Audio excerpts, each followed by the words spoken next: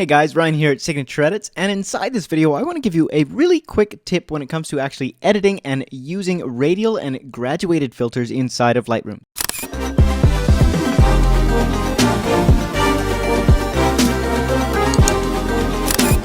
So you might not know this trick, you might, I don't know, I just figured I would share it. Really handy if you have a radial filter inside of Lightroom and you drag that. This is one of my favorite kind of settings I like to use. It's taking the contrast down and the whites up, which just allows me to really kind of put a spotlight on whatever part of the image I want to without having it look too obvious.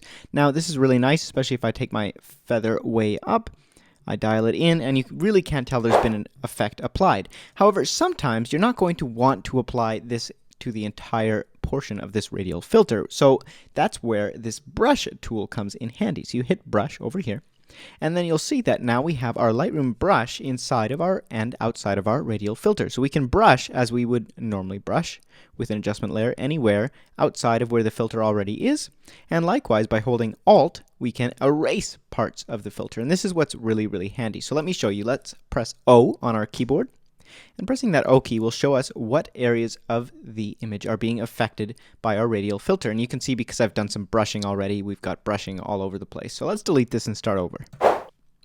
Now we grab our radial filter, drag it out here, and you can see that it's affecting the entire image. If we take our feather up, you see that it's basically gradually affecting the image, the center part being 100% affected, the outside layer of this ring being 0%. Now if I want to, I don't really want necessarily to brighten the areas around the couple on this lake. We don't need to do that. So I can actually go to this brush function, hold Alt to toggle on my eraser, and you can see that's Option on a PC, that we have our eraser coming up. Press the O key on our keyboard in order to show up this mask, and then we can just erase this. I'm holding Alt and erasing, just like that.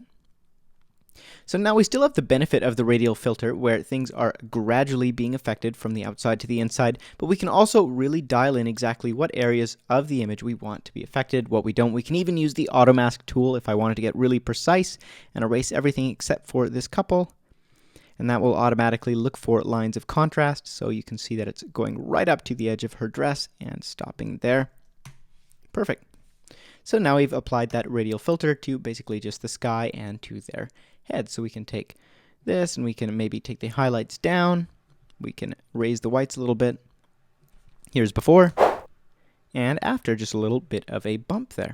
So hopefully this was a helpful tutorial for you. If it was, please hit that like button. Don't forget to subscribe for more great content, resources, freebies, and awesome stuff. And I will see you in the next video. Peace.